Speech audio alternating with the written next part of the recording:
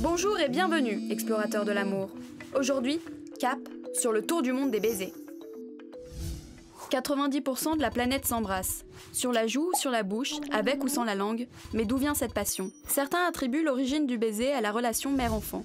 Rien de sexuel donc. Pendant 1 millier d'années, les mamans mâchaient de la nourriture pour ensuite l'introduire directement entre les lèvres de leur bébé. C'est un symbole d'amour que les adultes ont un petit peu détourné. Mais le baiser, le vrai, n'est pratiqué que par la moitié de l'humanité. Alors, est-ce culturel? Certains ethnologues pensent qu'on cherche à aspirer l'haleine de l'autre comme symbole de la fusion des âmes. L'adage veut que le baiser soit la mise en relation des deux esprits. Mais en Afrique, certaines tribus l'abhorrent, de peur d'y laisser leur âme.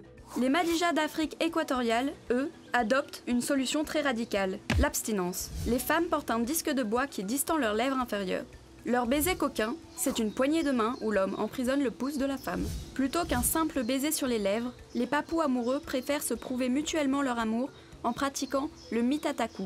On se coupe les cils avec les dents ou en se triant les poux. En se faisant des papouilles, quoi. Le Kama Sutra indien répertorie 16 types de baisers différents.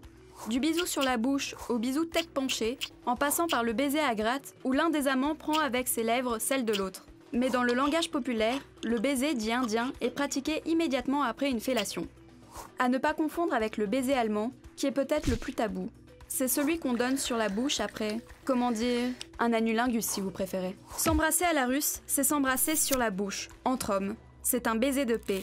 On se souvient de ce baiser entre l'ancien dirigeant russe Brejnev et le président de la RDA, Erich Honecker, à Berlin en 1979, pour manifester l'amitié entre les pays. Ce qui est fou, c'est qu'aujourd'hui, considéré comme une propagande de l'homosexualité, le Parlement russe menace d'amende tout couple d'hommes qui oserait s'embrasser en public. Pour conclure, comment ne pas parler du fameux French kiss, peut-être le baiser le plus sexuel au monde. Le baiser français a été popularisé après la Première Guerre mondiale. Les soldats français racontaient sans complexe aux soldats alliés leurs exploits sexuels. Cette désinhibition, qui caractérisait la culture française, choqua les oreilles puritaines des Américains, qui se dépêchèrent de l'adopter.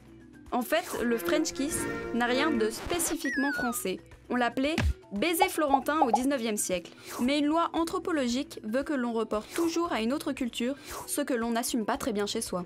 Des chercheurs ont remarqué que le French kiss était loin d'être universel. Seulement 43% de la planète se galoche, seulement 19% sud-américains et 13% des Africains. En public ou en privé, le baiser est le symbole absolu de la liberté d'aimer. Le loisir le plus simple, le début de l'amour et même parfois une arme politique. On aurait tort de s'en passer. À bientôt pour de nouvelles galipettes autour du monde.